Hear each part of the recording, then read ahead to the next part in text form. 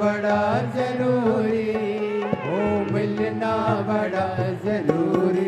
सीहोर वाले से मिलना बड़ा जरूरी, काशी वाले से मिलना बड़ा जरूरी, डमरू वाले से मिलना बड़ा जरूरी, ओ दिल्ली वाले से मिलना बड़ा जरूरी।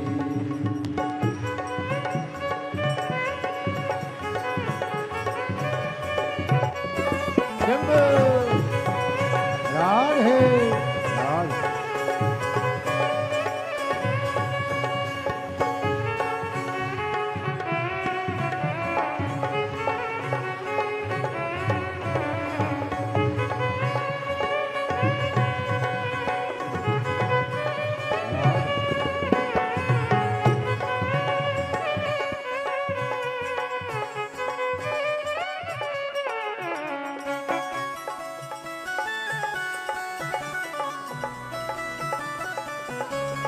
राधे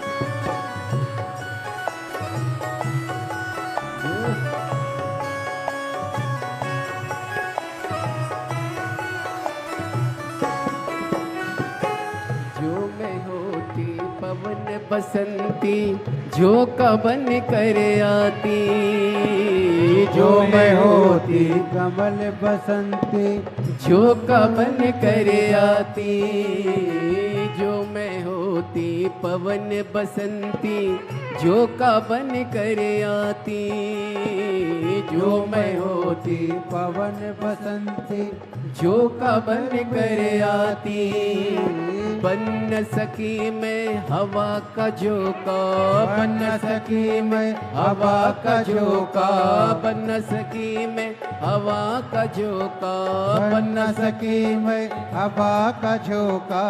ये मेरी मजबूरी, काशी वाले से मिलना बड़ा जरूरी, काशी वाले से मिलना बड़ा जरूरी, सीहोर वाले से मिलना बड़ा जरूरी, सीहोर वाले से मिलना बड़ा जरूरी, मिलना बड़ा जरूरी, ओ मिलना बड़ा जरूरी, ओ मिलना बड़ा जरूरी, ओ मिलना बड़ा जरूरी। डमरू वाले से मिलना बड़ा जरूरी, डमरू वाले से मिलना बड़ा जरूरी।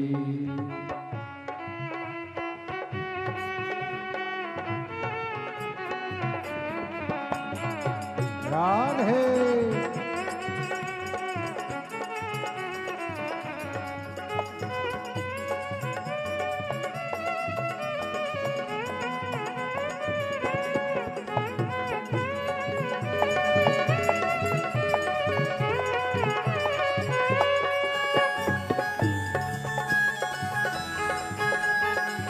राधे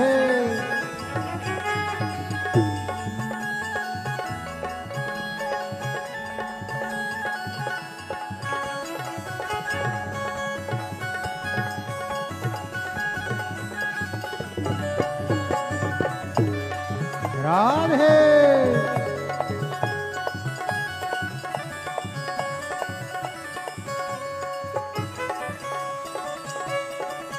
राधे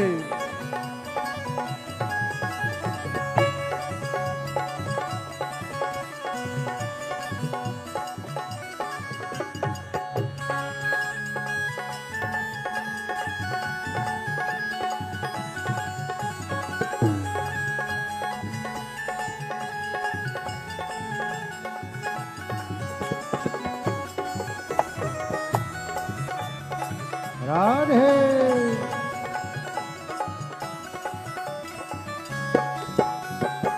जो मैं होती कारी बदरिया छम छम नीर बहाती। जो मैं होती कारी बदरिया छम छम नीर बहाती। हो जो मैं होती कारी बदरिया छम छम नीर बहाती। जो मैं होती कारी बदरिया छम छम नीर बहाती। गरज गरज के बरस बरस के तुमको नित नहलाती। गरज गरज के बरस बरस के तुमको नित नहलाती। बन न सकी मैं कारी बदरिया, बन न सकी मैं कारी बदरिया। ओ बन न सकी मैं कारी बदरिया, बन न सकी मैं कारी बदरिया। ये मेरी मजबूरी काशी वाले से मिलना बड़ा जरूरी। काशी वाले से मिलना बड़ा जरूरी। ओ डमरू वाले से मिलना बड़ा जरूरी। डमरू वाले से मिलना बड़ा जरूरी।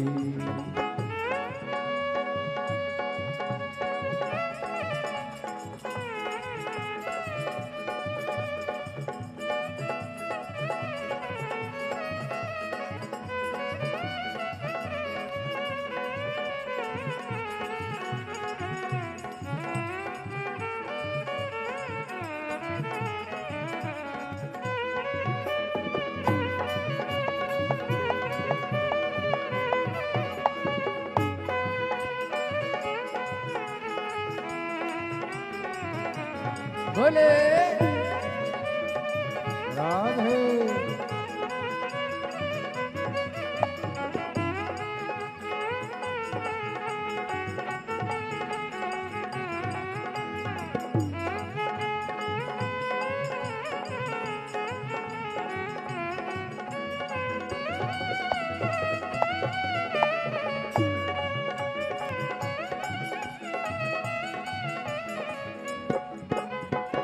जो मैं तेरा पता जानती खत लिखती निज पाती। जो मैं तेरा पता जानती खत लिखती निज पाती। जो मैं तेरा पता जानती खत लिखती निज पाती। जो मैं तेरा पता जानती खत लिखती भिजवाती। सब रसिकन के संग में लेकर तुमको मिलने आती। सब रसिकन के संग में लेकर तुमसे मिलने आती। पता तेरा मेरे पास नहीं है, पता तेरा मेरे पास नहीं है। ओ पता तेरा मेरे पास नहीं है। पता तेरा मेरे पास नहीं है। ये मेरी मजबूरी काशी वाले से मिलना बड़ा जरूरी। ओ काशी वाले से मिलना बड़ा जरूरी। ओ डमरू वाले से मिलना बड़ा जरूरी। ओ डमरू वाले से मिलना बड़ा जरूरी। ओ मिलना बड़ा जरूरी, मिलना बड़ा जरूरी। ओ मिलना बड़ा जरूरी। मिलना बड़ा जरूरी। ओ डमरू वाले से मिलना बड़ा जरूरी। डमरू वाले से मिलना बड़ा जरूरी। ओ काशी वाले से मिलना बड़ा जरूरी। ओ काशी वाले से मिलना बड़ा जरूरी। उस वाले से मिलना बड़ा और वाले से मिलना बड़ा जरूरी। ओ डमरू वाले से मिलना बड़ा जरूरी। डमरू वाले से मिलना बड़ा जरूरी। महादेव। अपने स्थान पर बैठकर बाबा को अपने मन का भाव कहें, हृदय से प्रार्थना करें, दिल से निवेदन करें, विनती करें। बाबा को अपने मन का भाव कहिए। जहाँ भी जगह मिले वहाँ बैठ जाएं और हृदय से प्रार्थना करें। आज कथा का छठा दिवस है। क्या कहते हैं आज कथा के छठे दिवस को? कथा की शिवरात्रि। बाबा को विनय करना, निवेदन करना। ये कथा जो दिल्ली रोहिणी सेक्टर नंबर 10 में चल रही है, उसका आज छठा दिन होगा। कल कथा विराम हो जाएगी। सुबह 8 बजे से 11 बजे तक रोहिणी सेक्टर नंबर 10 में कल कथा होगी और दोपहर में 2 बजे टीवी पर है।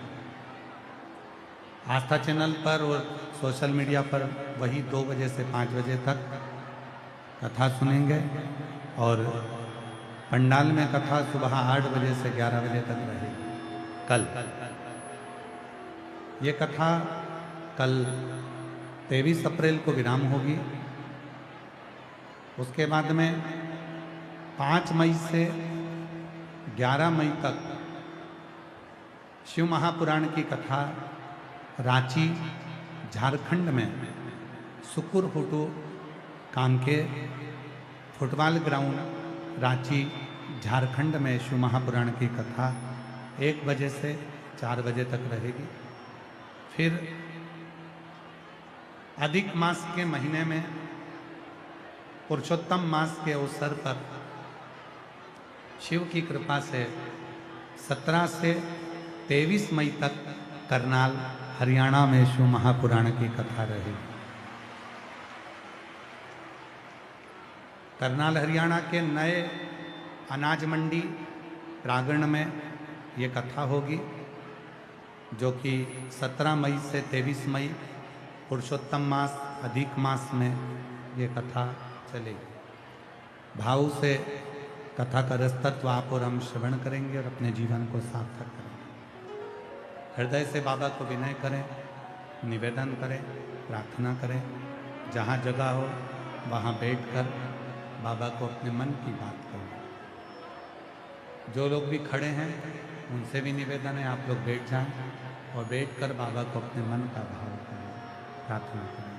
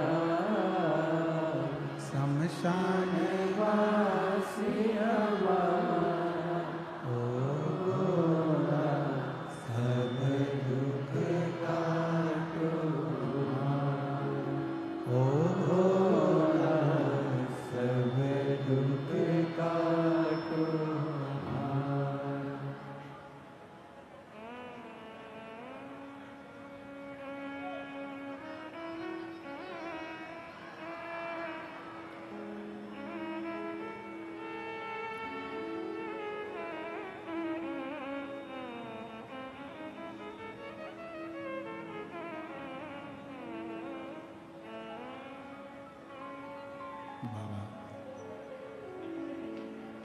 देवदेव महादेव भगवान श्री ओगरदानी प्रकालदर्शी कैलाशी निवासी भगवान शंकर ओगरदानी प्रकालदर्शी कैलाशी निवासी भगवान शिव की पवित्र कथा कर रहे हैं, श्री महापुराण की कथा वर्णन कर रहे हैं।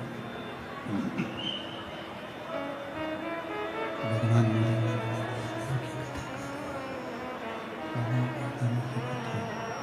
वर्णन कर रहे हैं, शिव तत्व कर रहा है। भगवान शंकर की पवित्र कथा कर रहे हैं, शिव महापुराण की कथा वर्णन कर रहे हैं। गुरु केवल नेत्र से देखे और तुम्हारे दुख कट जाए तो समझना कि जिंदगी में कोई सतगुरु मिला।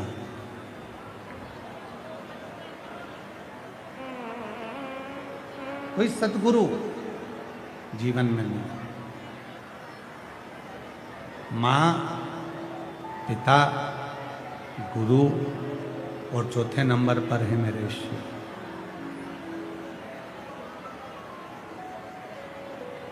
शिव के पास में भी जाएं, भगवान शंकर के पास में अगर जाएं तो थोड़ी देर बैठकर मौन रहकर प्राप्त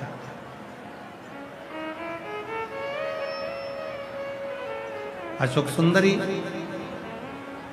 चुप रह रही है, बोलती नहीं है, केवल दर्शन करता है, केवल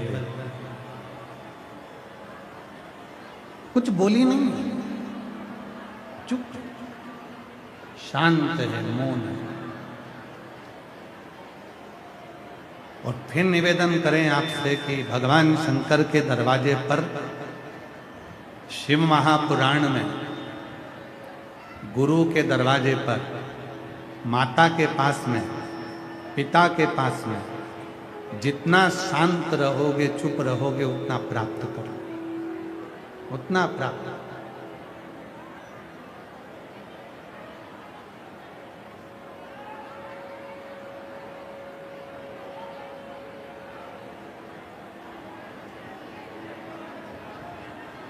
एक बहुत समझदार बहू होती है और एक बहू ऐसी होती है जिसको सास कहती है मेरी इस बहू में तो अक्ल ही नहीं है, पगली है, बावरी है, इसमें अक्ल ही नहीं है, इसकी अकल सब मारी गई है। दो बहुएं हैं, एक बहुत समझदार है, एक में अक्ल ही नहीं है। दोनों बहुओं में सबसे ज्यादा सुखी अगर कोई बहू रहती है तो जिसमें अक्ल नहीं है वही बहू रहती है। घर में शादी हुई, घर में कोई फंक्शन हुआ, घर में कोई प्रॉब्लम आई, घर में कोई कार्य आया, घर में कोई बात आई, आवाज फैल रही है, इसको क्लियर करो एकदम। घर में कोई बात आई है, घर में कोई फंक्शन आया है, घर में कोई उत्सव आया है, घर में कोई खुशी आई है, घर में कोई उत्सव आया, घर में कोई अच्छा कार्य आ गया, शादी आ गई, तो जो समझदार बहू होती है ना, उसी के ऊपर सबसे ज्यादा काम दिया जाता है। बेटा तू तो समझदार है ना, देख ले मामा जी ने भोजन करा कि नहीं करा, काका जी ने खाना खाया कि नहीं खाया, देख तो बुआ जी आई कि नहीं आई, उसने कपड़े पहने कि नहीं पहने, उसने सामान लिया कि नहीं लिया, छोरे ने ये काम करा कि नहीं करा, छोरी ने ये काम करा कि नहीं करा। जो सबसे ज्यादा समझदार बहू होगी वो दिन भर काम में लगी रहेगी, उसको खाने तक की फुर्सत नहीं होगी, सजने की भी फुर्सत नहीं होगी, मेहंदी भी लगवाएगी तो सब लगवा के चले जाएंगे, तब लगवाएगी। क्यों? क्योंकि वो समझदार है, समझदार है इसलिए उसके पास में समय नहीं है। और जो बहू जिसको लोग कहते हैं इसमें तो अकल नहीं है, सबसे पहले मेहंदी रचवा के, सबसे पहले ब्यूटी पार्लर तैयार मैयार हो के, सबसे पहले सज धज के, कपड़ा मपड़ा पहनकर, सबसे पहले तैयार होकर वो आगे आगे रहती है। भोजन भी करेगी तो सबसे पहले लग लगा के तैयार, वो खा पी के आग लगी बस्ती में मस्ती।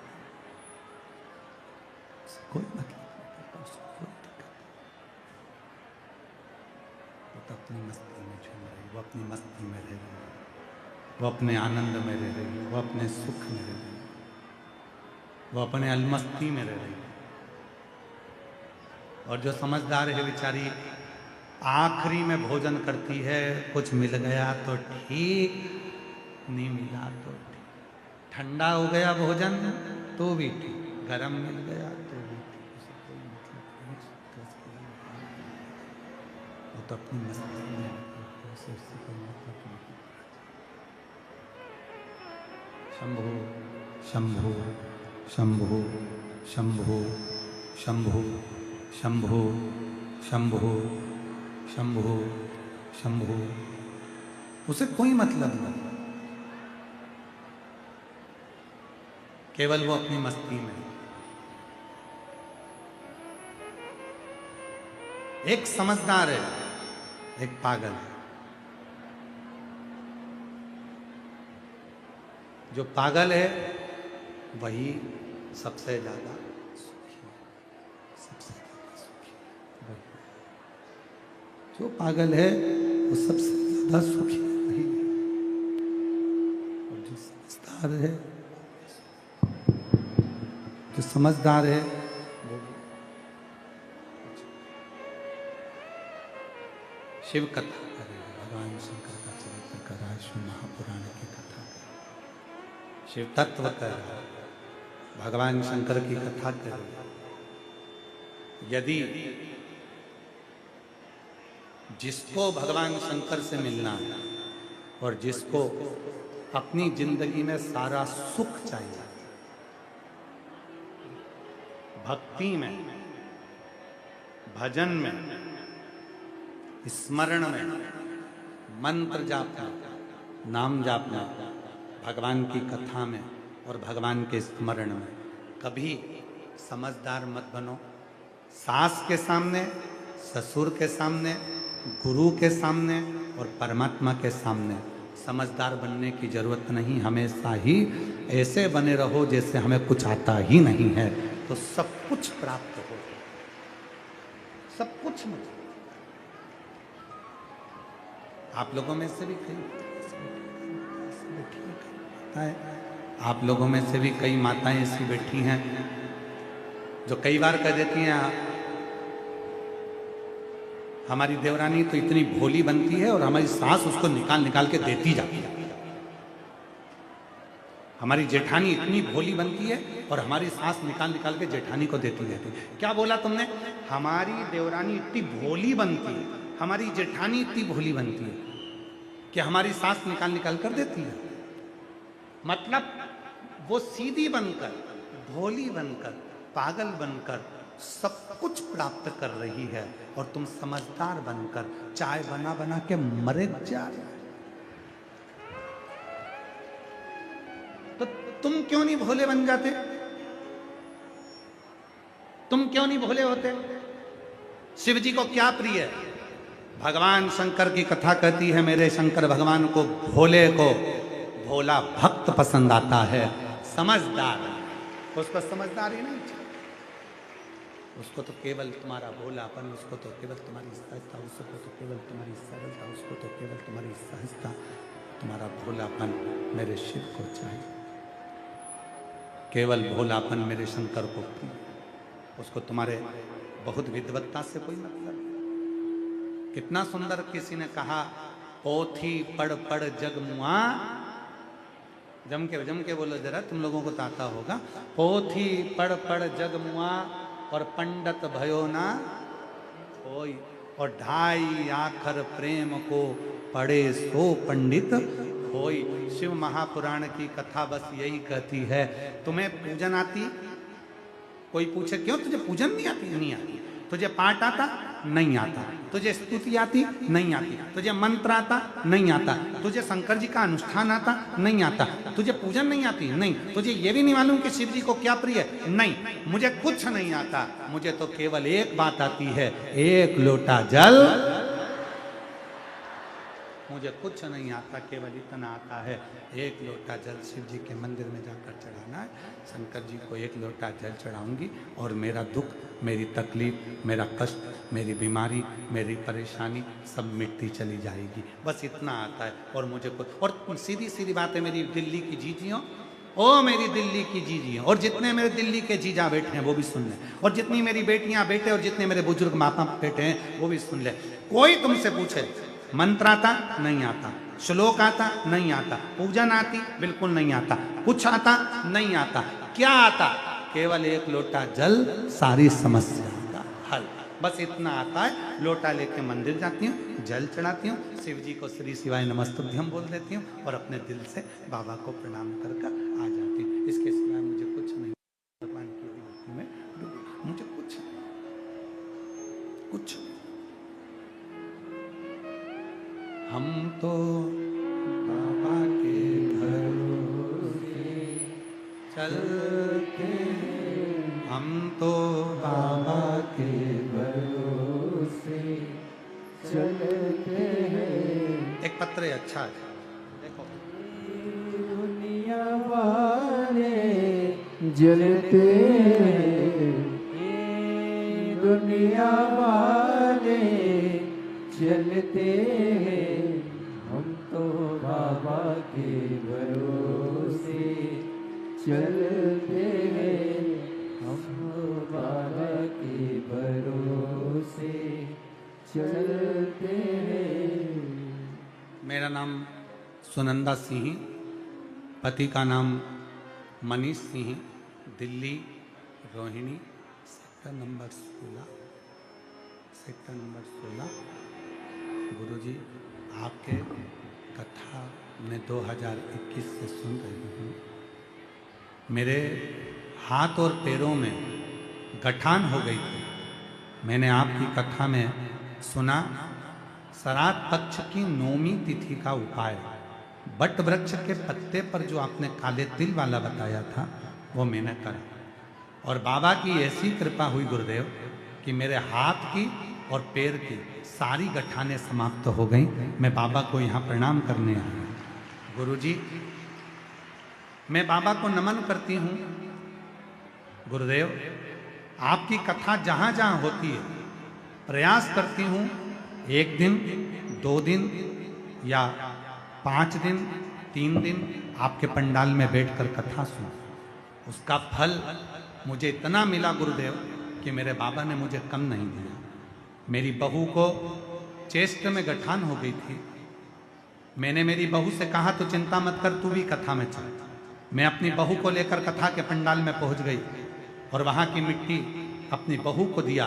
उसने अपने चेस्ट पर लगाया और बाबा की ऐसी कृपा हुई कि आज मेरी बहू की गठान भी ठीक हो गई। मैं बाबा को यहाँ प्रणाम करने के लिए, मैं बाबा को नमन करने, शिव को नमन करने। एक पत्र और बड़ा सुना जाए।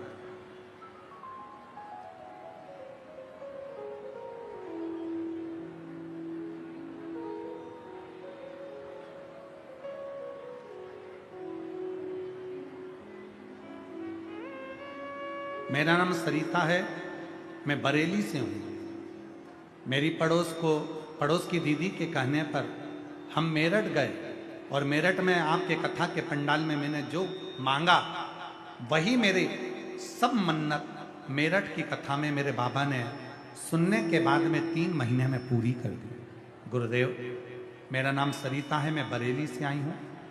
गुरुदेव मेरी सास को, मेरे पति को और सास को दोनों को श्वास की तकलीफ थी। बाबा की कृपा से पीपल के पत्ते वाला प्रयोग किया और दोनों की सांस की तकलीफ ठीक हुई। गुरुदेव मेरे लड़का जिसके सिर में एक गठान हो गई थी और गठान हो गई, मैं उसको मेरठ के पंडाल में लेकर गई, वहीं कथा सुनाकर वहाँ की रज अपने मामा के लड़के के सिर में लगाने के लिए उसको दी और बाबा की कृपा से उसका तबीयत ठीक हो गया। उसको ऑपरेशन की जरूरत नहीं पड़ी और उसकी गठान पूरी गल गई। मैं बाबा को यहाँ प्रणाम करने के लिए आई हूँ। शिव तत्व किसको कहते हैं? शिव उपासना किसको? भगवान शंकर की साधना की सोसाइटी। और फिर निवेदन है आप सब शिव के सामने बहुत विद्वान नहीं हो। एक कथा है बड़ी सुंदर, अशोक सुंदरी का तो चरित्र चल ही रहा है, उसमें अपने कथा। एक बार ऋषि वशिष्ठ जी और ऋषि विश्वामित्र जी